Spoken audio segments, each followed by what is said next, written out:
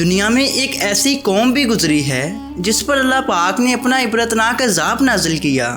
کس گناہ کی وجہ سے ان پر یہ عذاب الہی آیا، اور وہ قوم عذاب کے بعد کتنی دیر تک زندہ رہی، اور یہ عذاب اللہ پاک کے کس نبی کی امت پر نازل ہوا۔ اس ویڈیو میں ان تمام تر سوالوں کے جواب آپ کو ضرور مل جائیں گے۔ انسانوں کا بندروں کی شکل میں تبدیل ہو جانا یہ حضرت داؤد علیہ السلام کے دور میں ہوا تھا۔ اس واقعے کی حقیقت کچھ یوں ہے کہ حضرت داؤد علیہ السلام اور ان کی قوم سمندر کے کنارے علا نامی بستی میں رہتے تھے۔ اس بستی کے لوگوں کی کل تعداد 70,000 کے قریب تھی، اور اللہ پاک نے انہیں ہر قسم کی نعمتوں سے نوازا تھا، یعنی کہ سرسبز و شاداب باغ اور ہرے بھرے کھیت کھلیان تھے، اور بستی کی ہر طرف ہریالی ہی ہریالی تھی، کیونکہ یہ قوم سمندر کے کنارے رہتی تھی اور مچھلی کا کاروبار کر کے ہی اپنا گزر بسر کرتے تھے۔ جب یہ قوم اللہ پاک کی ہر طرح کی نعمتوں سے خوش ہو گئی تو اللہ پاک کی ہی نافرمانی پر اتر آئی اور طرح طرح کے غلیظ گناہ کرنے لگی، تو اللہ پاک نے ان کا امتحان لینے کا ارادہ کیا۔ اللہ پاک نے حضرت داؤد علیہ السلام کو وحی بھیجی کہ اپنی قوم کو حکم دو کہ ہفتے والے دن مچھلی کا شکار نہ کرو، یعنی کہ جب ہفتے کا دن آ جائے تو مچھلی کے شکار سے گریز کرو۔ تو حضرت داؤد علیہ السلام نے اپنی قوم کو حکم دیا کہ اللہ پاک نے ہفتے والے دن مچھلی کے شکار سے منع کیا ہے۔ وہ قوم یہ سن کر بہت پریشان ہوئی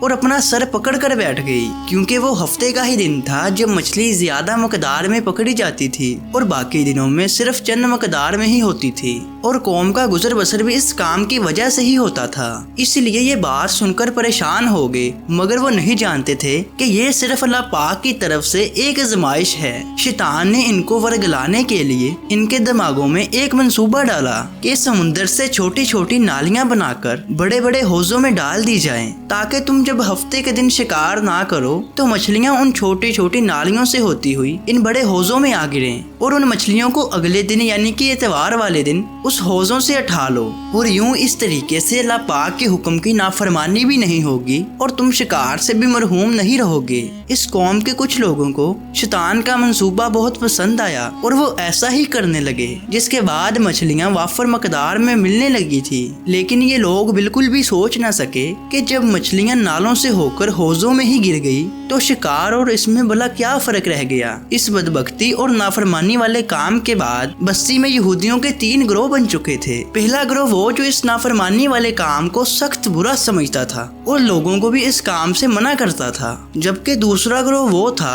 جو اس کام کو خود بھی نہیں کرتا تھا اور دوسرے کسی لوگوں کے کام میں ٹانگ بھی نہیں اڑاتا تھا، اور تیسرا گروہ وہ تھا جو اللہ پاک کے حکم کی نافرمانی کر رہا تھا، جن کی تعداد تقریباً 12,000 تھی۔ وہ لوگ بنا کسی ڈر کے کھلم کھلا یہ کام کر رہے تھے۔ حضرت داؤد علیہ السلام کی قوم کے 12,000 لوگ ایسے تھے جو اس نافرمانی پر عمل کر رہے تھے۔ جب حضرت داؤد علیہ السلام نے ان لوگوں کو عذاب الہی سے ڈرایا، مگر وہ اس نافرمانی سے باز نہ آئے اور اپنا وہی کام جاری رکھا، چنانچہ وہ لوگ اس نافرمانی سے نہ رکے۔ دوسرے یعنی کہ نیک لوگوں کے گروہ نے بستی کے درمیان سے ایک بڑی دیوار بنا ڈالی، یعنی کہ دیوار کی دونوں طرف الگ الگ لوگ رہتے تھے۔ ایک طرف وہ سارے لوگ جو اس نافرمانی والے کام کو نہیں مانتے تھے اور سخت گناہ سمجھتے تھے، اور دیوار کی دوسری طرف وہ 12,000 لوگ تھے جو کہ اللہ پاک کی نافرمانی میں مبتلا تھے۔ لیکن حضرت داؤد علیہ السلام نے ان لوگوں کو ایک دفعہ پھر سے سمجھایا، مگر وہ حضرت داؤد علیہ السلام کو سختی سے منع کرنے لگے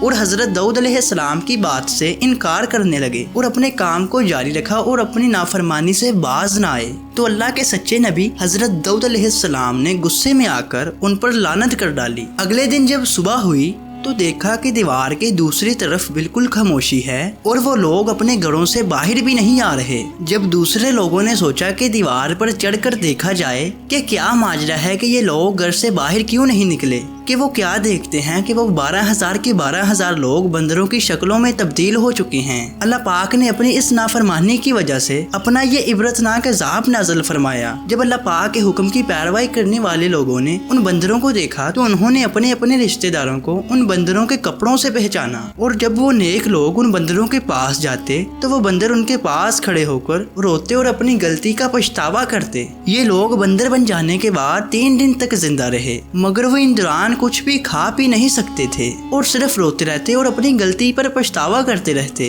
इसके बाद वो बंदरनुमा लोग भूख और प्यास की वजह से वहीं पर हलाक हो गए। सारे 12,000 के 12,000 बंदरनुमा लोग वहीं पर खत्म हो गए। और ये बात जरूर सुनते जाइए कि आज के बंदरों में वो बंदर बिल्कुल भी शामिल नहीं, क्योंकि हमारे प्यारे आका हजरत मोहम्मद सल्लल्लाहु अलैहि वसल्लम ने फरमाया कि अल्लाह पाक जिस कौम पर अपना अजाब नाज़िल फरमाते हैं उन्हें हलाक कर देते हैं और उनकी नस्ल कभी आगे नहीं बढ़ती। बस अल्लाह पाक हमें अपने बताए हुए रास्ते और हमारे प्यारे आका सल्लल्लाहु अलैहि वसल्लम की सुन्नतों पर अमल करने की तौफीक अता फरमाए। मोअज़्ज़िज़ नाज़रीन, आज की वीडियो थी यहीं तक। उम्मीद करता हूँ ये वीडियो आपको पसंद आई होगी और अगर वीडियो पसंद आई है तो वीडियो को लाइक कीजिए और मज़ीद ऐसी ही इस्लामिक वीडियो देखने के लिए हमारे चैनल को सब्सक्राइब करें। शुक्रिया।